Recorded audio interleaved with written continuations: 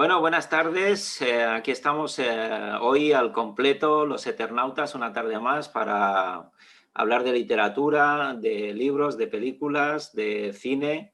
Y en primer lugar tenemos hoy a Daniel Jándula en el Día de Andalucía hoy, ¿no? Por ahí por Granada, Daniel. Exacto. Sí. Lo diré en andaluz. Buenas a todos. Pues muy buena, muy buena. Muy buena, ¿cómo estamos? Por otro lado tenemos a Lázaro Covadlo. ¿Qué tal, Lázaro? Buenas tardes. Muy buenas tardes. Muy bien. Matías Néspolo también. Hola, ¿qué tal? ¿Cómo estáis? Y el inagotable David Monteagudo, al que hoy espero que venga bien parapetado de argumentos y bien afilados, porque yo creo que hoy nos anunciaba fuera de micro que va a haber debate. Hoy Cierta belicosidad.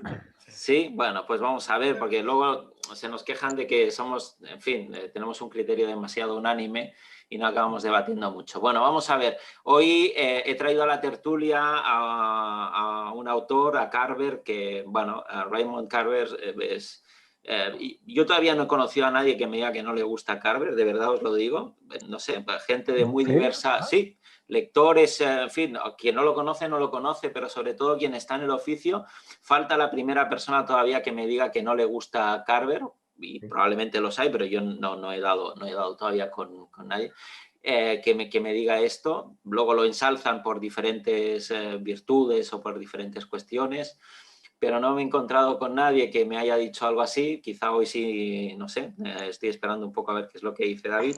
Y yo traigo uno de sus textos que para mí es posiblemente el menos carveriano de todos, que es Tres rosas amarillas. Digo que es el menos carveriano de todos, quizá por un poco la trayectoria de este autor norteamericano, que nos ha traído historias sobre catástrofes cotidianas, muchas veces encerradas en lo insondable de la condición humana, que nos habla de realidades, de personajes a veces un poco al margen, a veces más cotidianos, pero que todos ellos se asoman a un cierto abismo vital o existencial, sin ahondar en sentimentalismos, con una frialdad bastante notoria en casi todos sus relatos, con una economía del lenguaje de mucha sobriedad, pero también con mucha contundencia. Y posiblemente pues la mayoría de sus cuentos tienen un sello, una impronta que tiene, yo creo que es una de las cosas que más me llegan a mí, que son sus finales, ¿no? Estos finales que desde el punto de vista técnico pues se podrían considerar como finales en hacha, o que quedan ahí en medio de algo que debería continuar, pero uno sabe que no, que eso está concluido en la misma estructura del relato. Y también es un autor pues con cierta controversia, si se le quiere llamar así, por cómo su obra al final no ha llegado a los lectores como él la parió, sino como su editor consideró que tenía que estar. Eso que ocurre siempre, quizá en el caso de Carver pues sea todavía un ejemplo más paradigmático. Pero más allá que hablar de la obra de Carver, a mí me gustaría hablar de este relato de Tres rosas amarillas, que es el relato que cierra también al volumen de estos 7 cuentos, que así se denomina. Y en este relato, a diferencia de en otros de su obra, ¿no? En vez de hablar, mira, y nos lo estamos mostrando ahora Daniel, en vez de hablar de personajes anodinos, personajes quizá cercanos al propio autor, él nos habla de Chekhov y de los últimos días de Chekhov, nos muestra a través de este relato su muerte. Yo creo que es un relato, para quien no lo haya leído, que en realidad es una crónica en este caso, desde ese empeoramiento que tiene, tal como arranca el relato en el restaurante más lujoso de Moscú, con su editor, en el que, bueno, ahí ya da muestras públicas de que está gravemente enfermo, y que unos años más tarde, pues en un hotel de Baden-Weiler, fallece, y se nos permite asistir con este narrador. Yo luego trataré también de ahondar un poco en la figura del narrador que nos viene a contar esta historia, porque yo creo que es una de las claves del relato, la maestría con la que maneja diferentes narradores partiendo supuestamente del mismo y nos consigue introducir en diferentes perspectivas con mucha habilidad. Y en fin, yo de este relato diría que es un relato ciertamente inquietante. O sea, a mí me provoca mucha inquietud ahora en estas dos relecturas que le he hecho también para el programa. Es un relato que además permite descubrir, ¿no?, en cada una de sus lecturas algunos detalles también, quizá porque la atención se focaliza, obviamente. Cuando uno está leyendo no puede prestar absolutamente atención y focalizar en todo, siempre hay alguna cosa que se pasa por alto. Y bueno, yo creo que es un relato desde el punto de vista técnico magistral.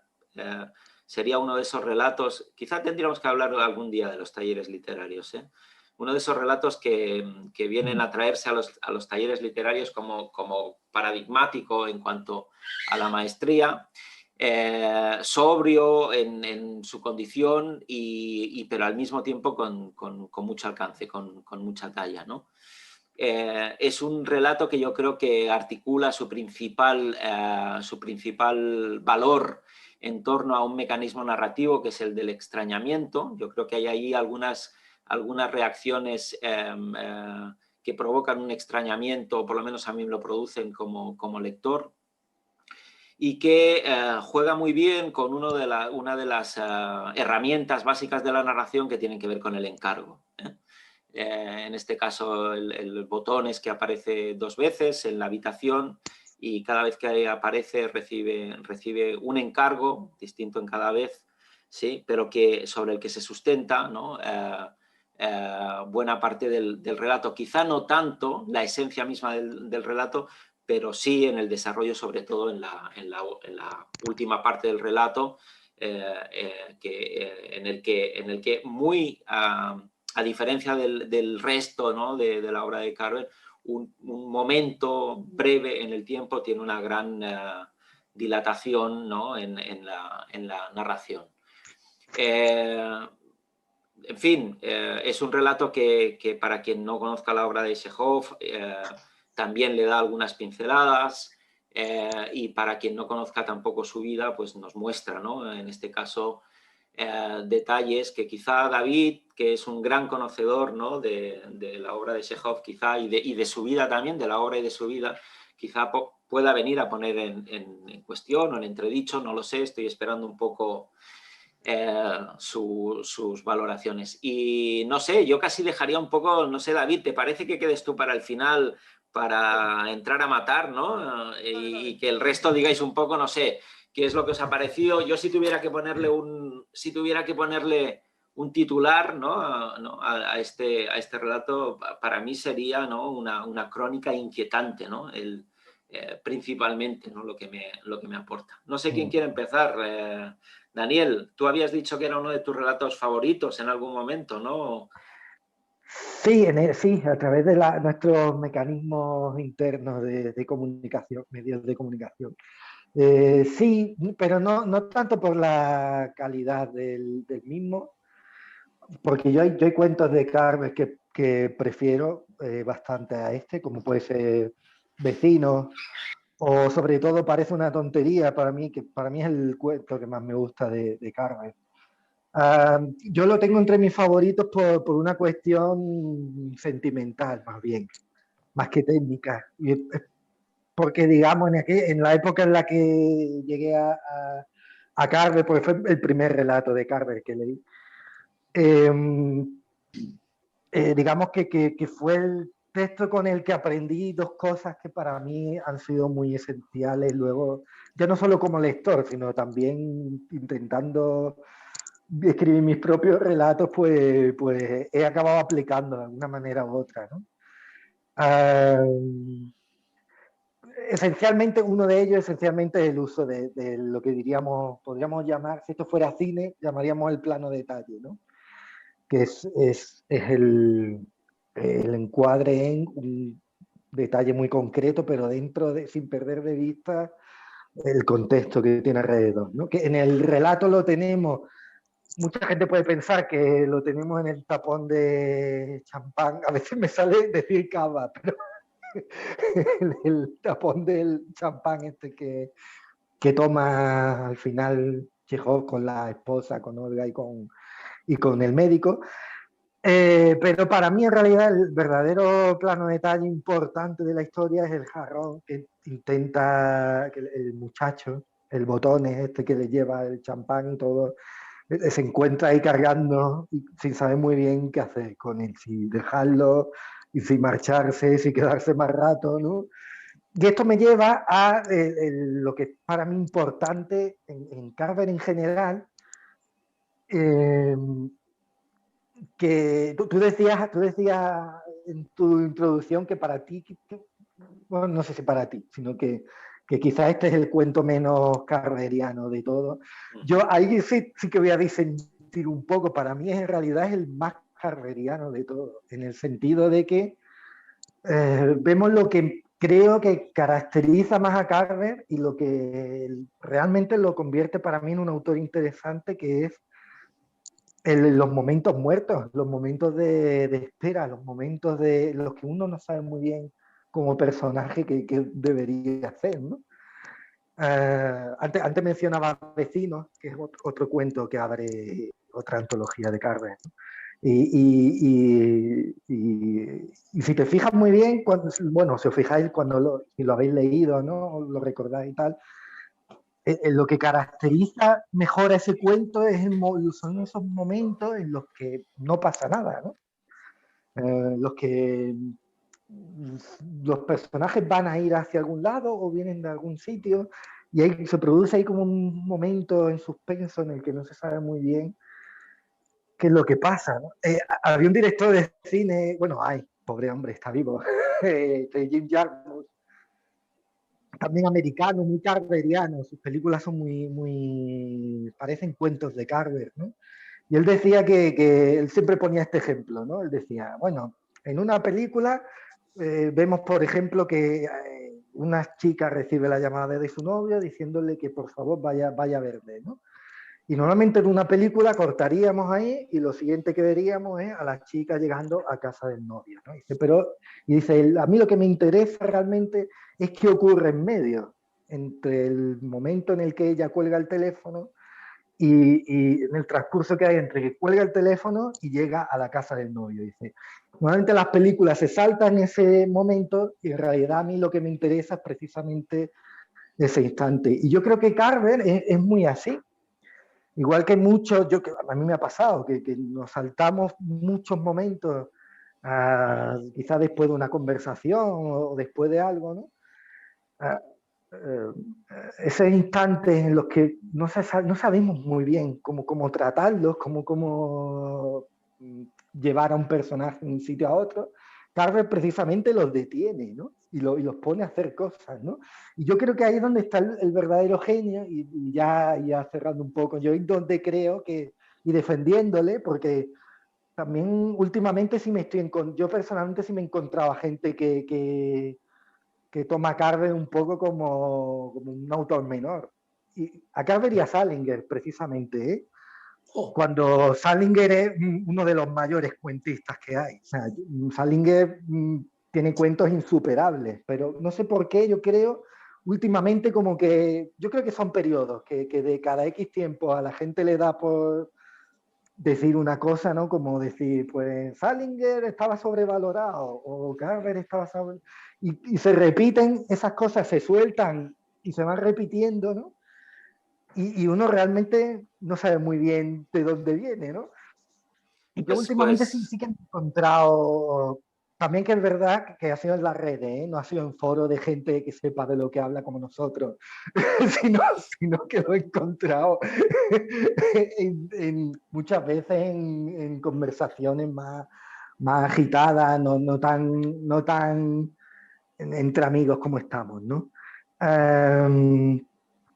Entonces, por defender también un poco, por si hubiera alguien con alguna hacha ahí pendiente de clavársela al pobre hombre, yo creo que ningún editor, por muy bien que hiciera su trabajo, puede conseguir eso en un trabajo de edición. O sea, yo creo que el genio de Carver está en eso, Y aunque es cierto que su editor, que ahora no recuerdo el nombre, Gordon Liss. Este era, Gordon gracias, Matías. Aunque es cierto que sí, que quizás lo hiciera más presentable o lo hiciera más accesible, o no sé muy bien, porque yo nunca he comparado el anterior, el cuento original y cómo, después del trabajo de edición, cómo quedó, ¿no? Aunque es cierto que lo potenciara, podríamos aceptar que un editor pueda potenciar sus virtudes, pero obviamente el genio de Carver está ahí, precisamente en esto, en cómo él, pudiendo saltarse los momentos incómodos, el tío se mete y nos lo pone delante de la cara. Y esta es la inquietud que yo creo que tú apuntabas, José, ¿no? De decir, ostras, este hombre ha muerto, este gran hombre, este gran artista, Chekhov, ¿no? Ha muerto y sin embargo la viuda hace algo muy extraño, que es pedirle al médico que, oye, dame unas horas, ¿no? Y justamente ahí, Daniel, justamente ahí no sabemos qué pasa en esas horas, porque Claro. además, ¿no? Que era uno de los hechos que tú eras, ¿no? Decías, no, Carver tiene la capacidad esta, ¿no? De que en esos momentos en los que es intrascendente para la historia, él le saca siempre ahí, ¿no? Afina bien Claro. para dotar, ¿no? Esos momentos de tensión narrativa y también de peso narrativo, ¿no? Justamente aquí hace una elipsis muy dolorosa, ¿no? Porque ahí se genera una pregunta muy inquietante que, ¿no? a la que no hay respuesta, ¿no? No sé, Matías, si quieres, por ahí. Sí. Yo voy ya preparando el terreno para David, el terreno belicoso. Me voy a permitir disentir con ambos y apuntar solo una idea que tal vez es una impresión de lectura o una impresión macerada con el tiempo. Voy a disentir primero con Daniel, en parte y en parte transijo porque ha dicho cosas muy interesantes y muy ciertas. Yo sí soy de los que creo que el trabajo no de todos los editores, sino estoy dando carta blanca, por favor, que se entiendan, menos a los míos, que no me toquen una coma.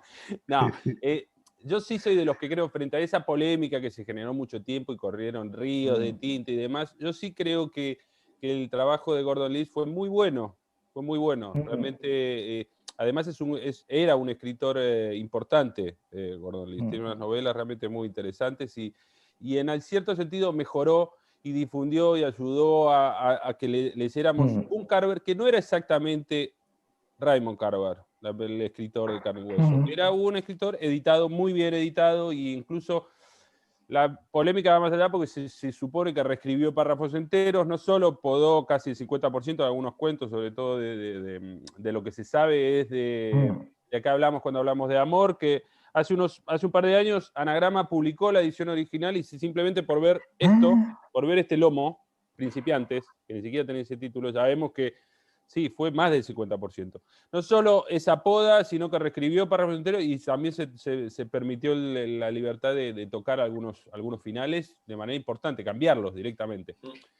Yo sí me tomé trabajo, en algunos casos, tampoco lo hice muy exhaustivamente, de leer una versión y otra, y son cuentos diferentes, y a veces te gusta más el de Gordon Liss, el pasado por el sedazo del editor, a veces no.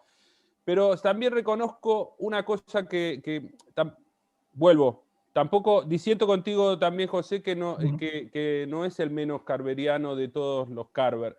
Tal vez habría que matizar y habría que decir, es el menos Gordon Liss de todos los Carver que hemos leído, de todos los distintos cuentos, o al menos americanos, ¿sí? Te compro la apreciación, me parece muy interesante. Si no jugamos con ese mote del Anton Chekhov americano, es el menos Anton Chekhov americano que conocemos.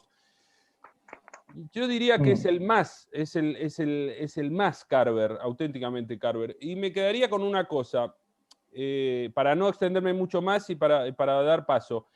Acepto también, y me parece muy lúcido tu análisis, Daniel, sobre el plano detalle que hace Carver y los tiempos muertos.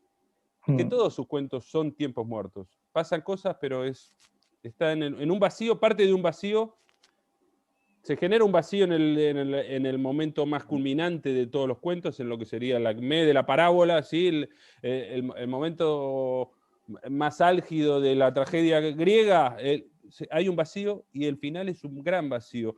Yo creo que ese es el tema, el tema, para simplificar, de Raymond Carver en todos sus relatos. Hay una especie de juego, no me atrevo a decir existencial o lo que sea, pero sí noto que trabaja con la epifanía. Me parece que trabaja con... Todos sus cuentos son momentos muy restringidos en el tiempo, son escenas casi, al estilo de Chekhov. Y eso es lo que valoramos también. Y esas escenas, finalmente, esos momentos epifánicos, finalmente se muestran absolutamente refractarios, enigmáticos. Quizá por eso nos siguen atrapando y nos siguen enredando y nos siguen generando tantas lecturas y tanta angustia. Hablabas de angustia o de inquietud, ¿no, José? Me parece que tiene que ver con eso. Si alguien tiene una interpretación unívoca de qué coño pintan las 3 rosas amarillas, ¿qué significan? ¿Qué significa ese tapón de champaña que coge en la última frase el camarero? Que me lo explique porque yo no entiendo. Me parece genial, me parece que causa un gran impacto en el lector, dispara muchas cosas sobre toda la crónica que está contando, que sabemos, si buscamos, si tenemos presentes los referentes, los últimos días de Chekhov, su viuda, ese médico que tiene ese detalle extraordinario de brindar, cuando sabe que ya no puede hacer nada, y se le ocurre brindar con Chekhov y con su mujer. Pero a mí me sigue resultando refractario y me parece que eso sí está en el Carver atravesado por el sedazo de Gordon Liss y en el Carver tal vez más prolífico, más, ¿cómo decirlo?, más abundante, más generoso con el lenguaje, con las palabras, con los detalles, con las digresiones, con los personajes. Me parece que no está en la médula. Lo que vale Carver la médula de lo que vale él como narrador y sus relatos no sufre mengua con el sedazo de Gordon Liss, ni tampoco pierde mucho porque gane exuberancia en su versión original. Yo no sé este cuento puntualmente o los últimos cuentos cuánto o no tienen de la poda y de la tijera y de la cuchara como la ha metido Gordon Liss, pero me parece que está lo mismo que siempre rescato en todos sus relatos, que es eso que tiene que ver con ese momento epifánico, ese vacío, ese fondo refractario muy inquietante, que tiene que ver también con desesperación, con cierto escepticismo o visión negativa de la vida, tiene que ver con muchas cosas que es lo que nos causa ese malestar y a la vez, no sé, es una experiencia casi muy difícil de expresar qué produce la lectura de Carver. Apunto una cosa más, leí a propósito de esto, releí algunos cuentos del último libro, que no recordaba haberlos leído, o demás, un cuento muy, muy sencillo se llama Leña, que está en Si me necesitas llámame, creo que es el último, no sé si fue publicado de manera póstuma o no, donde el cuento es un gran vacío. Es un tío que se está desintoxicando del alcohol, la mujer lo deja, se va, alquila una habitación, no hace absolutamente nada, pasa 1 o 2 semanas, hasta que de manera, no tiene contacto con la pareja muy rara que le alquila una habitación, ella obesa, excesiva, él con una mano atrofiada, hasta que se pone a cortar la leña para echarle una mano al dueño de casa. Corta la leña y al día siguiente se va de allí. Una especie de renacimiento, vida nueva, epifánico, no se sabe absolutamente nada, pero causa el mismo impacto que este cuento, que los cuentos de Catedral, que los cuentos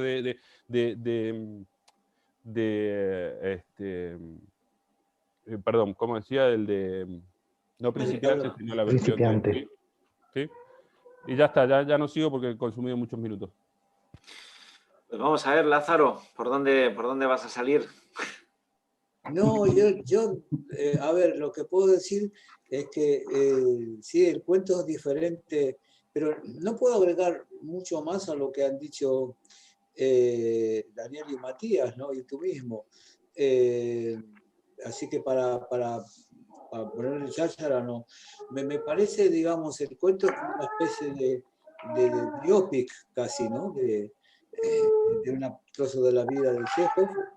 Y a mí simplemente el cuento ese me pareció bastante bueno, me ha gustado y no puedo decir mucho más, no, realmente estoy muy intrigado esperando a ver qué hable David, a ver qué es lo que no le gustó a él del cuento, ¿no? Y me llama la atención. Me parece un buen cuento, muy buen cuento, me pareció. y otra cosa, en cuanto en cuanto a la literatura, en cuanto a los libros, si han tenido un editing, como se suele decir ahora o no, a mí me importa lo que me llega a mí, no me importa todo el proceso que haya tenido y todo eso, ¿no? Me importa lo que me llega a mí. Pero bueno, esta es una visión particular. No tengo mucho que aportar, esta vez no tengo mucho que aportar, así que cedo la palabra a quien corresponda. Pues venga, David. Bueno, no, yo antes que nada, como advertencia previa, lo que quiero decir, y esto es sincero, os lo digo de verdad, que yo ahora ya no pontifico ya. Yo a mis 59 años soy muy escéptico en general de casi todo y muy escéptico de lo que de mis convicciones, de mis propias convicciones, y en temas estéticos, como es la valoración o el gusto que te pueda producir un texto literario, que es algo completamente subjetivo, pues estoy convencido de que en muchos casos es simplemente cosas que no me gusten, puede ser simplemente que no conecto, o un tema como dicen los políticos, un tema de sensibilidades. O sea, de que yo no tengo sensibilidad para una tesitura completa, para una tesitura concreta, para una tecla que por lo que sea a mí no entro ahí, o lo que sea. O sea, lo que quiero decir es que no quiero decir, no, que esto es malo, esto es bueno, porque en eso yo tengo menos convicciones cada vez, y además la literatura y el panorama literario también en general me hacen ser muy relativista y muy escéptico. Pero lo que sí que puedo aportar hoy es una experiencia personal interesante, yo creo, por el hecho de que es acercarse a un autor, a una obra concreta, a un cuento, como es este, desde fuera completamente, sin ningún condicionamiento previo. Porque yo hace 20 años, antes de publicar nada, y antes incluso creo de ponerme a escribir, o justo cuando había empezado, porque yo empecé a escribir en el 2002, ¿no? Cuando cumplí 40, empecé a escribir, y antes, un poco antes, pues yo compré en Círculo de Lectores, que era socio, este libro, la antología del cuento norteamericano, que es una antología hecha por Richard Ford, y que es un libro que yo leí hace 20 años con mucho interés. Y bueno, yo hace 20 años no estaba metido en el mundillo literario, porque yo escribí todo en soledad, sin participar en ninguna tertulia, ni taller literario, ni nada de eso. Yo estaba completamente ajeno al mundo literario, y yo la verdad es que no sabía quién era Carver, quién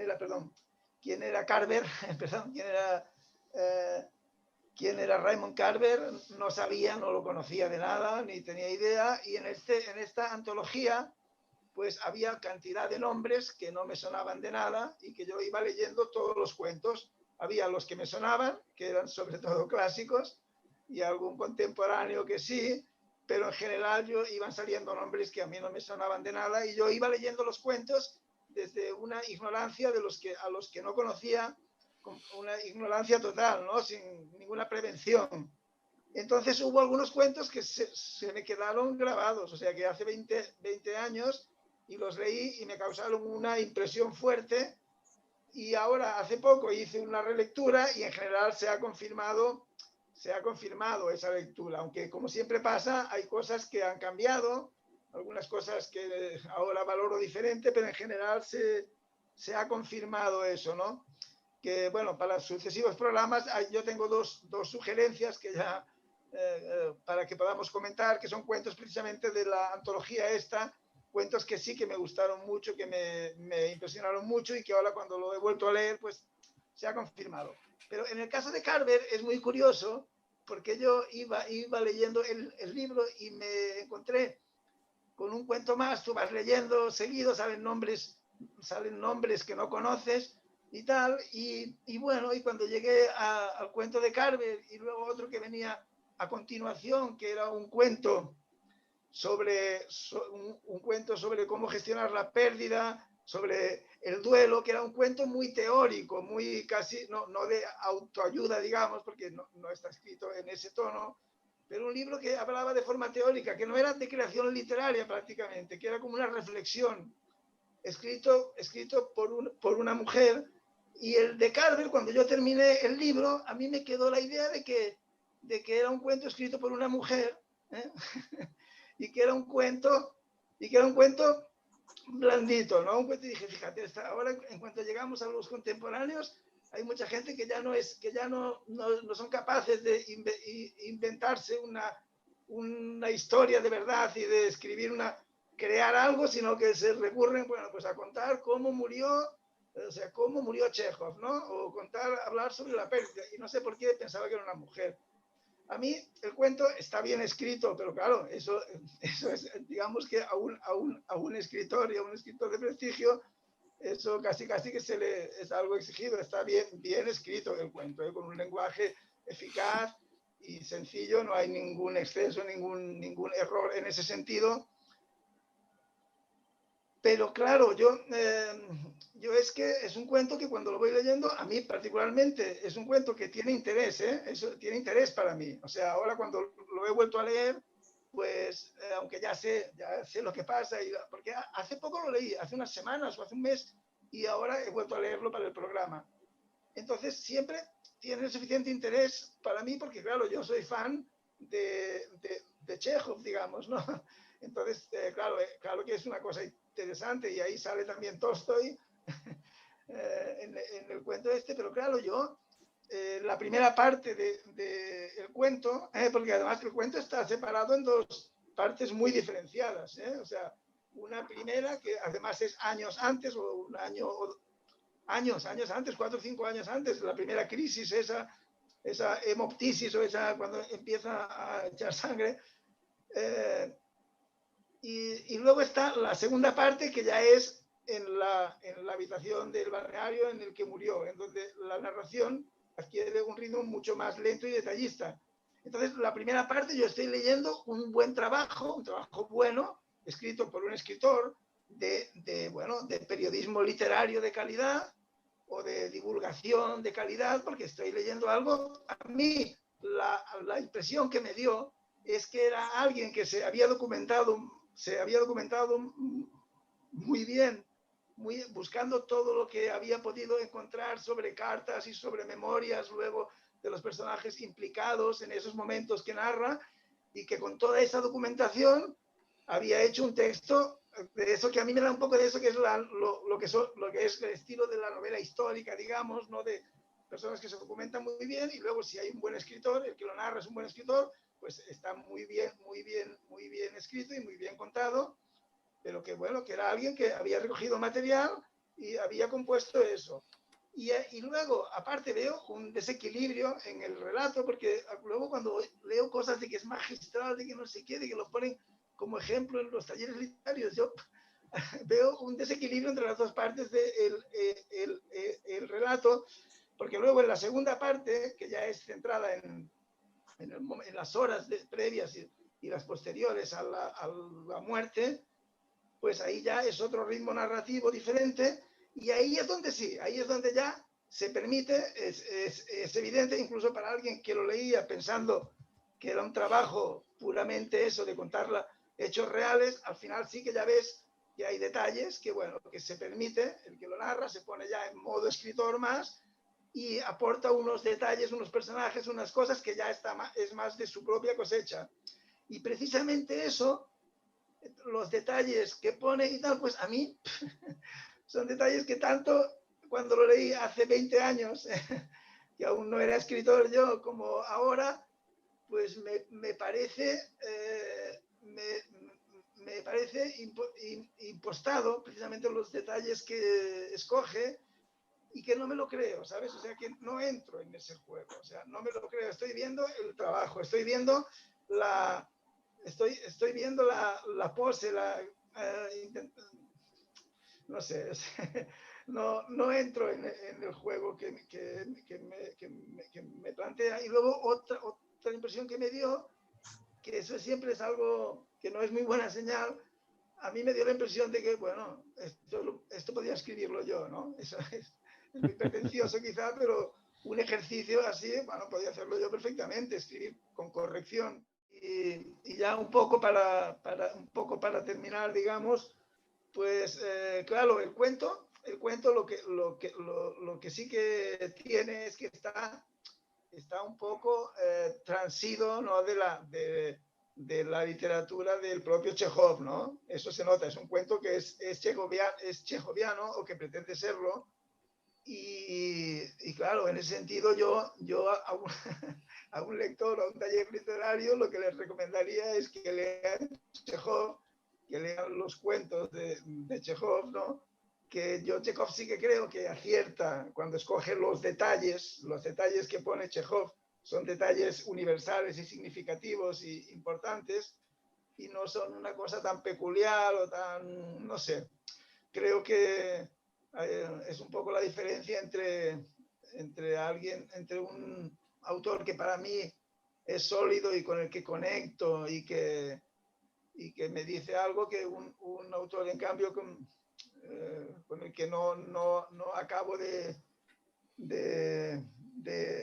entrar, y que además como estás fuera pues ya lo juzgas y ya ves un poco el trabajo que ha hecho y tal, y la historia no me gana, no me meto en la historia de verdad, sino que lo he interpretado, como os he dicho, como un tema más de una recreación histórico-literaria. Pero bueno, no sé qué es lo que... Bueno, antes de darle la vez a Matías para que pueda contrarreplicar, ahí yo solamente voy a hacer un pequeño apunte.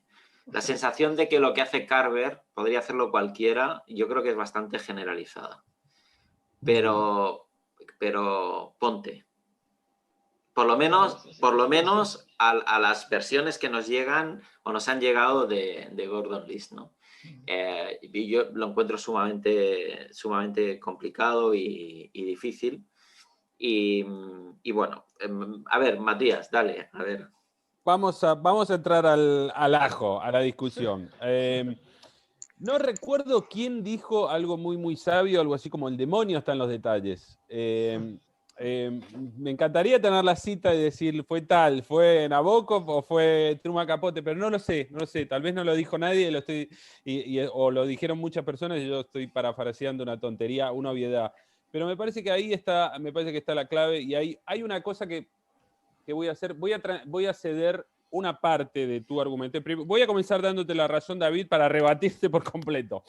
Hay una cosa que tiene que ver con que yo acepto que hay una especie de mitificación que tiene que ver con la muerte prematura de Carver y con cierta popularidad añadida que ganó. Sobre todo este Carver con el que comenzaba, que era el Carver de Gordon Liss, que es engañosamente sencillo, hace, digamos, arte de la elipsis y del silencio y del laconismo y de aquello que falta. Del silencio hace virtud.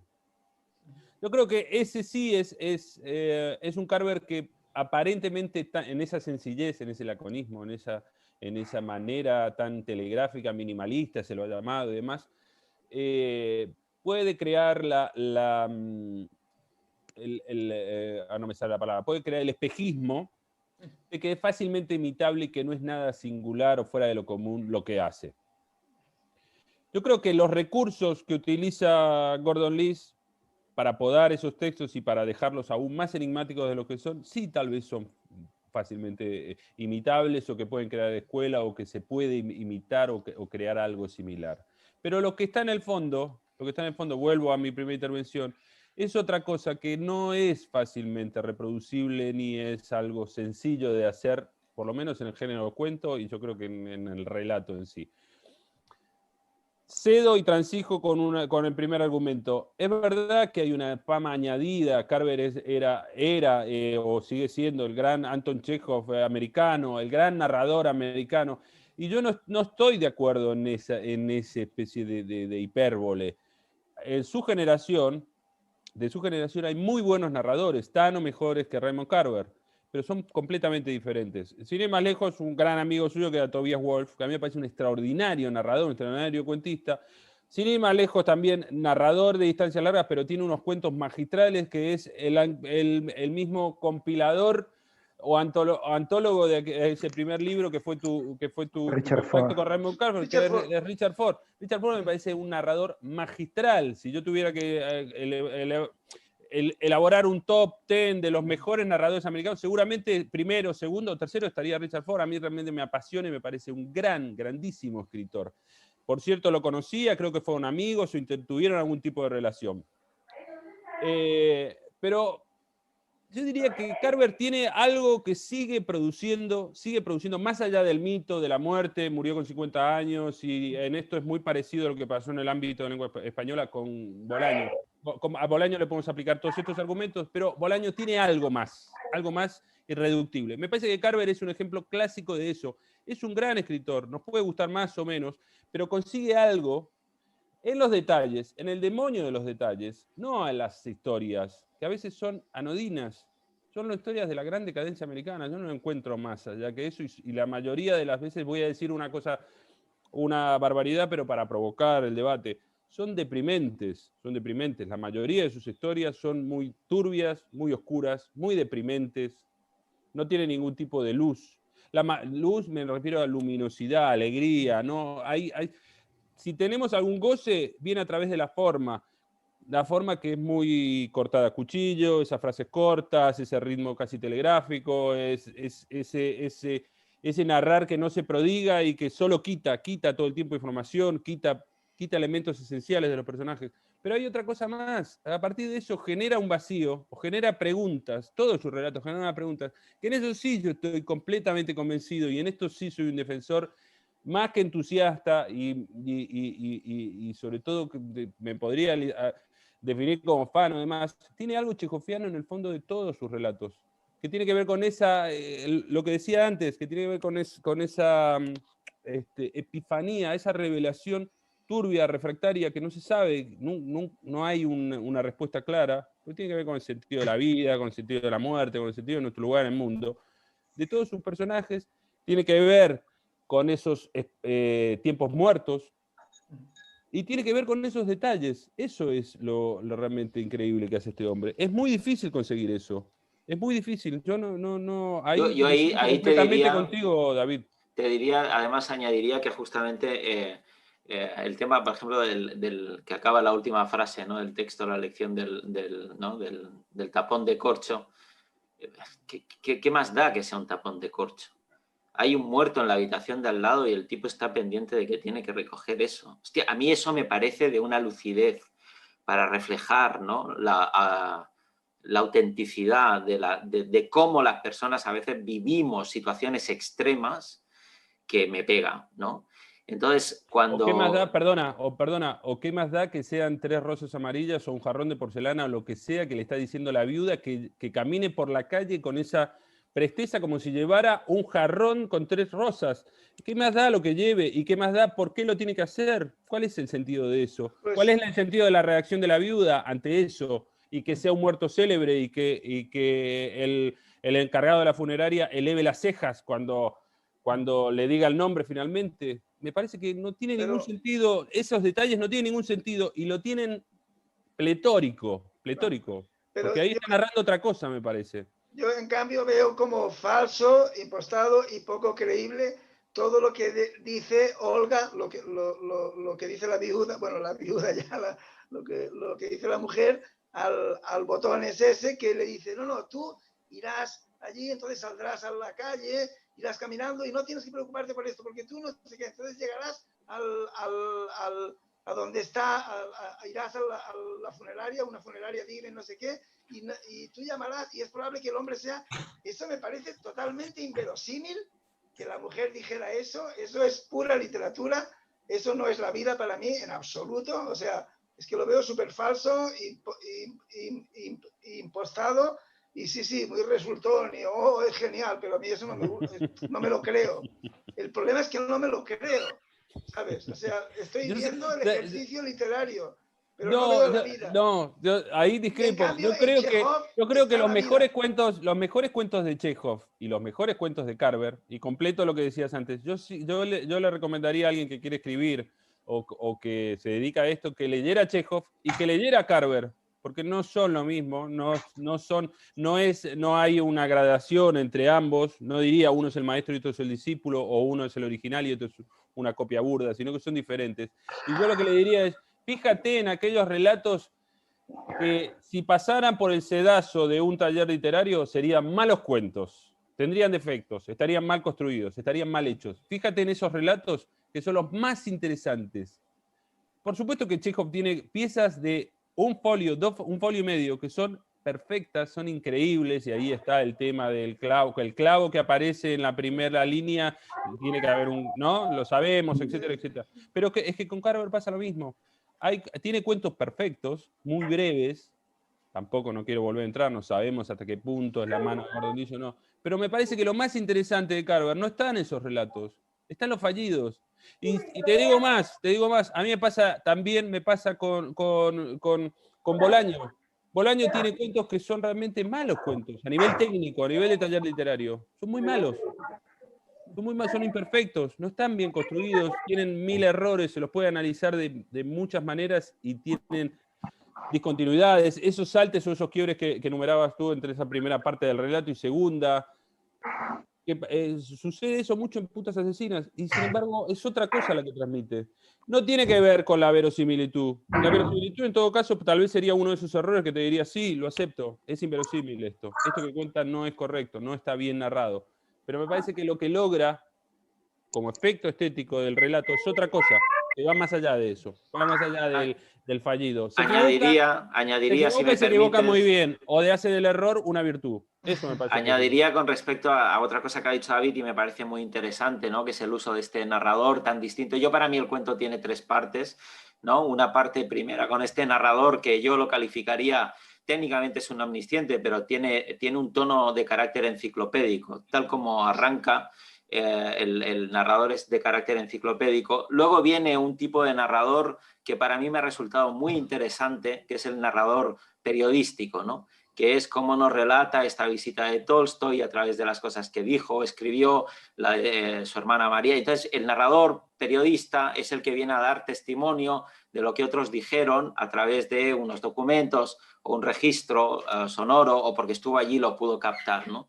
Y luego en esa última parte, ya cuando están en la habitación del hotel, es cuando emerge, ¿no? Este otro tipo de narrador que sigue siendo un narrador focalizado, omnisciente, pero ya focalizado, además con mucha maestría, pasa, ¿no? De la focalización de Olga, luego por lo tanto tenemos la perspectiva de la reciente viuda o de la inminente viuda, porque está en esa doble condición antes de que llegue el médico y después. Y luego cómo se coloca perfectamente en la perspectiva del Botones, en segunda ocasión cuando aparece en la habitación. A mí me parece que en un mismo cuento, en un mismo texto, manejar, ¿no? Como si de ese narrador enciclopédico de origen, ¿no? Que fuera el tronco, fueran emergiendo ramas, ¿no? Más igual que si fuera un árbol, ¿no? Y cada uno de estos narradores nos da una perspectiva distinta. La verdad es que hay algo que en lo que yo me he equivocado de fondo, y esto sí se lo voy a reconocer a David, ¿no? Que es que cuando yo leí este cuento, pensé, este cuento me encantará saber qué es lo que opina David, ¿no? Hoy estoy realizando ese deseo, ¿no? Porque yo sé que él es un fan de la obra de Chekhov y por lo tanto, ¿no? Que hablasen que otro escritor hablara de un ídolo, de su gran ídolo como literario, y ver un poco esa perspectiva que él tenía, ¿no? Puedo también entender, ¿no? Que a él ciertas cosas le parezcan impostadas, elegidas quizá arbitrariamente, pero fijaros que un poco, como yo ya cierro en mi intervención para no extenderme más, que obviamente todo lector hace una interpretación también de lo que lee, ¿no? Eso yo creo que es inevitable y además muy, muy sano, ¿no? Entonces, yo creo que para mí este cuento tiene una gran virtud, como cualquier otro que tenga este efecto, ¿no? Que es el de ser leído para quedarse. Es un cuento de esos que no olvidas una vez lo has leído, la primera vez, ya está, no necesitas más. O sea, los cuentos de Carver, sí, aquel, el de los vecinos, el de aquellos dos tipos, ¿no? Que se van y al final uno o los dos violan a la chica o no la violan, o en función de si tienes la versión de Gordon Liст o tienes la versión del... Pero este es como definitorio, ¿no? Que un cuento, ¿no? De 10 páginas, entre un montón, ¿no? Tenga esa capacidad de impronta, a mí ya hace... lo coloca en un cierto pedestal, ¿no? Y por otro lado es el último cuento que escribió... que publicó Carver en vida, ¿sí? Y a mí, de alguna manera, no sé si él, a través de la muerte de Chekhov, no está también hablando de su propia muerte inminente, ¿no? Entonces, no sé, a mí es un cuento que está, que yo lo tengo como un referente, no porque pretenda emular, porque no es mi estilo, no es donde yo me muevo, pero sí es algo a donde me gusta mirar de vez en cuando y saber que está ahí. Y este cuento yo creo que reúne técnicamente algunas virtudes en las que no nos vamos a detener, esto no es un taller literario, y que pone de manifiesto también un hecho que es, joder, que es el tránsito, ¿no? Que es cuando uno ya le toca irse y hay gente ahí mirando. Y te coloca, ¿no? En ese lugar, ¿no? Del que está asistiendo al que se acaba de ir o el que se ha ido, ¿no? Bueno, a mí sí es un cuento que me pega y por eso quise traerlo aquí. Me encanta cómo se está desarrollando el debate. O sea que yo por mi parte no tengo ya mucho más que añadir. No sé si tienes ganas de contrarréplica o no. Y Lázaro, que también ha estado hoy más de espectador que de... Bueno, no, en realidad sí, te diré que me parece un buen cuento, muy buen cuento, pero no me mueve nada el análisis de la técnica del cuento sobre la verosimilitud o no. Yo con eso de la verosimilitud lo tengo ahí entre paréntesis, ¿no? Y realmente no, pero no me inspira a diseccionarlo, ¿no? Y sí que me pareció interesante todos los detalles que vosotros habéis sacado a la luz y todos vuestros pareceres. Pero yo te digo, no es un cuento, en realidad no es un cuento que me haya impresionado muchísimo, pero me parece muy buen cuento me parece. Y sin embargo me pasa esto. Ya digo, para hablar por hablar prefiero escucharlos a vosotros. Bueno, yo solamente ya para terminar, decir que simplemente es un texto con el que no conecto. Lo que no puedo decir es que no conecto con todo Carver porque no lo he leído, pero con este cuento no. Pero eso, pensar que no es nada, no es raro, ¿eh? Yo, por ejemplo, ya pongo como ejemplo para que veáis cómo es uno. Yo he intentado, porque en este caso sí que lo he intentado 2 o 3 veces, he intentado leer libros muy famosos y muy bien valorados de Auster, de Paul Auster, y a mí Auster no me gusta, o sea, lo considero un autor menor, no me lo creo nunca, o sea, no entro, en Auster no entro yo, y como yo leo por placer, leo para pasármelo bien, para disfrutar, pues Auster es un autor al que he intentado leer, pero nunca he sido capaz, a mí no me gusta Auster, por ejemplo.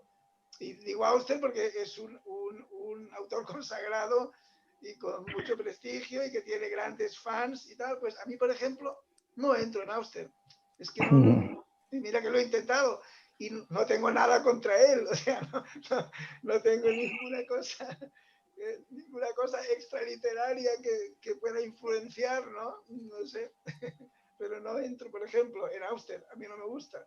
Entonces... Hay cosas que simplemente de cuestiones de conectar con un autor y son cosas ya muy subjetivas y muy particulares, pero cuando no conectas ves todos los defectos, ¿no? Ves todo lo malo y no te lo crees y, en fin. Eso ya está, es lo que quería decir, ya está. No sé, Daniel, si tú quieres ahí pegarle al cierre. Yo me he acordado de esta mañana, porque yo lo tenía completamente olvidado. Yo tuve unos mandarines, no sé si los conocéis. ¿Qué? unos mandarines, unos pájaros, es una raza de Ah. pájaros, unos pajaritos. Estoy hablando con 17, 18 años. Y eran son unos pájaros muy pequeños que no crecen casi nada, con el pico naranja. Lo hay de diferentes tonos. Los míos las plumas eran de color blanco, ¿no? Yo a uno lo llamaba Chejo, uno se llamaba Chejo. Y el otro nunca le terminé, le hubiera puesto seguramente Carmen, pero claro, entonces cuando descubrí a Carmen ya se habían muerto, ya lo habían... Oye, Y... esos mandarines son los que llaman picaflor, ¿no? pues no sé muy bien No, qué otro nombre... no son colibríes, no son colibríes. No. A colibrí, No, colibrí. son más, se parecen más al canario son muy parecidos al canario, pero muy pequeñitos. Además ponen huevos minúsculos, son una cosa muy curiosa. Pero son bellísimos, además pían, pero no es un sonido desagradable. O sea, como el de... caramba, Y- o sea que tú entre tus cosas de tu pasado turbio has sido pajarero. Porque Yo los pajareros, medio pajarero, sí. los Ornitólogo. pajareros es toda una especie, ¿eh? Ornitólogo. Las personas que van con la jaulita tapada, Sí, con un trapo ya eso hecho es. con la forma de la jaula, De la jaula, exacto. y que cuando van por ahí, pues van con la jaula. Ya, esto es toda una especie, Toda una los revelación. pajareros. Digo lo del pájaro porque, pues, precisamente por un cuento de Chekhov, porque para mí Chekhov siempre ha sido el dramaturgo. Yo al cuentista lo descubrí muy tarde. Para mí siempre ha sido Chekhov, yo siempre lo he asociado sobre todo al tío Vania, bueno, y a la gaviota también, ¿no? Pero sobre todo al tío Vania, pues, al que estudié en arte dramático, ¿no? Ahí estudiábamos muchísimo las obras de Chekhov y tal. Y yo al cuentista lo descubrí años más tarde, cuando estudiaba teología, precisamente por un cuento que se llama El estudiante. El estudiante. Sí. Que aquí quiero decir algo que yo creo que le va a gustar a David. Que ahí hay un detalle en el que se fija Chekhov, que es en el canto del pájaro, precisamente, Sí. que es el que le lleva a la historia, cuando sabéis la historia del estudiante, ¿no?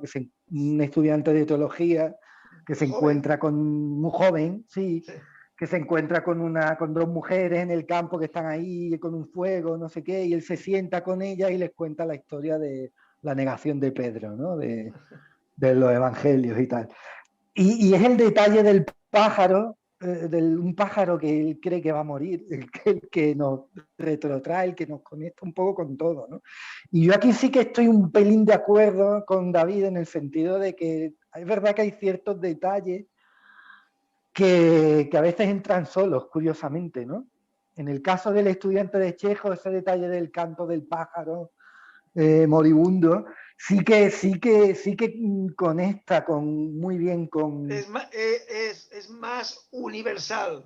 Es más universal, exacto, Más universal. que la copa que el detalle del corcho, que yo sí que es cierto que para mí es bastante impostado en el sentido de que cuando lo lees, te das cuenta enseguida de que está puesto ahí para cerrar el cuento. O sea, sí que es un detalle que está puesto ahí con un fin. O sea, no crees que, de alguna manera cuesta creer que esté puesto ahí porque es verdaderamente relevante. O sea, sí que es un detalle interesante, pero es un detalle interesante técnico. O sea, no es un detalle más técnico que verdaderamente literario, al menos para mí, ¿eh? Por eso yo sí prefiero quedarme con el detalle del jarrón, del botones, cuando se queda con el jarrón, ¿sabes? Muy bien qué hacer con él. Y con las rosas amarillas, que son las que le dan título al cuento, para mí es más interesante ese que no el del corcho, porque yo sí que veo detrás, decía, ha puesto este elemento aquí, que es con el que va a cerrar. Un poco jugando con Chekhov, con eso que decía Matías, ¿no? Ese consejo literario de Chekhov de si sacas una pistola, pues antes de que acabe la obra tienes que dispararla, ¿no? Y por cerrar un poco, sí que me gusta mucho el detalle, más que cómo termina el cuento, cómo empieza. Yo creo que aquí lo buenísimo de este cuento realmente es cómo empieza, no tanto cómo termina. A mí lo que me gusta es ese Chekhov, del comienzo. De mil maneras posibles, el tío arranca diciendo Chekhov, y hay un narrador que no sabemos quién es realmente, ¿no? ¿Quién dice Chekhov? ¿Lo dice el periodista de después? ¿Lo dice el propio Carver? Yo creo que es el propio Carver diciendo voy a exorcizar un poco aquí sí también coincide un poco con lo que dice José, ¿no? Sí. Quizá aquí Carver está diciendo voy a cerrar con el hombre con el que se me compara, ¿no? No sé si aquí, no sé, desconozco si Carver sabía que le llamaban así o probablemente sí, ¿no? Probablemente sí que le... Sí. Yo creo que lo que ha hecho es un homenaje, un tributo. No quiero extenderme más y cierro. Tampoco quiero polemizar, pero da de sí esta tertulia y yo robaría minutos para seguir polemizando, porque yo creo que igual hay cosas que no comparto la lectura que estáis haciendo, con todo el amor lo digo, pero el detalle del corcho, me parece que el corcho es imprescindible en el momento en que aparece el corcho en escena. La botella de champán se descorcha sola. Segundos después de que el médico dé el parte de defunción y la viuda le pide estar horas que no dé la noticia. El corcho ahí aparece en escena, ahí es inquietante el corcho. Luego es un elemento más, casi prosaico, pedestre, está en el medio de la sala y todo está en orden. Es algo que le molesta al Botones y no sabe claro, que no ve ahí. El corcho, yo no tendría esa visión tan condescendiente que tenéis vosotros, perdón que lo diga así, como es un detalle técnico que lo ha puesto ahí para cerrar el cuento. No, caramba, el corcho se descorcha solo por la misma... Obviamente que concuerdo contigo, José, muy buen análisis que has hecho de los narradores. Y yo creo que el narrador principal es de esta segunda parte, donde ese narrador omnisciente en tercera persona inventa absolutamente todo, porque es imposible que esté en la cabeza del Botones. No se sabe nada del Botones, no se sabe si existió realmente. Es una reconstrucción completamente ficticia. Y me parece que ahí está la maestría. En ese narrador, que es el mismo narrador de todos sus cuentos, y que los detalles ahí tienen un peso y no están puestos por azar o por cuestiones técnicas. Diría más, se suele equivocar con esas cosas y no son perfectos los cuentos de Carver, pero tienen otra dimensión. Me parece que no están pillando la dimensión o a dónde apuntan esos detalles que pueden estar más o menos metidos, más o menos verosímiles, más o menos pertinentes, o son o no son como los haría Chekhov. Chekhov también tiene cuentos que los detalles son realmente... Me acuerdo de un cuento, por ejemplo, que es una tontería supina y el detalle es casi para darle una bofetada a ese narrador, pero el cuento es otra cosa. Con la Ana colgada al cuello. ¿Se acuerdan de ese cuento breve que se llama Con Ana colgada al cuello? Sí. Ana es una condecoración y ese es el detalle del cuento. Y finalmente vemos que el detalle es Ana. La condecoración que ganó, que no tiene ningún valor. No tiene ningún valor. El mismo valor que tiene el corcho. Y a la vez, creo que sí, tiene una dimensión simbólica increíble. En el sentido de que se descorcha la botella por sí sola. El champán sale cuando se acaba el padecimiento de ese hombre. ¿Sí? O cuando la persona célebre deja de estar y da igual que se entere la prensa, que se enteren los medios, que se enteren los periodistas, porque hay un hombre muerto, nada más, y una viuda. Punto. Pues no sé, si queréis lo cerramos aquí. A mí me parece que ha sido una tertulia intensa,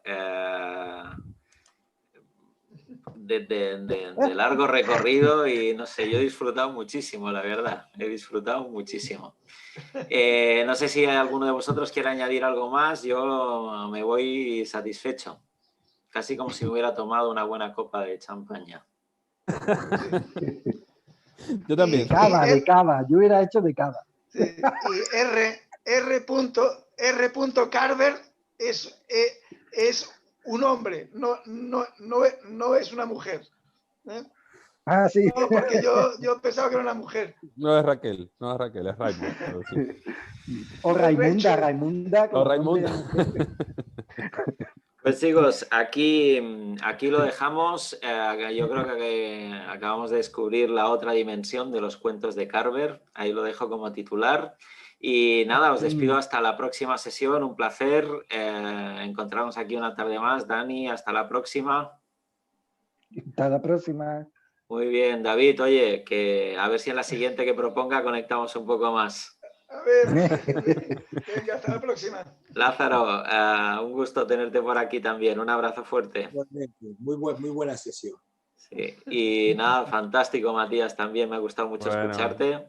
Pues gracias nada, a todos aquí por dejamos el programa y hasta la siguiente, que esperemos que sea igual de intensa que esta. Hasta luego, chao.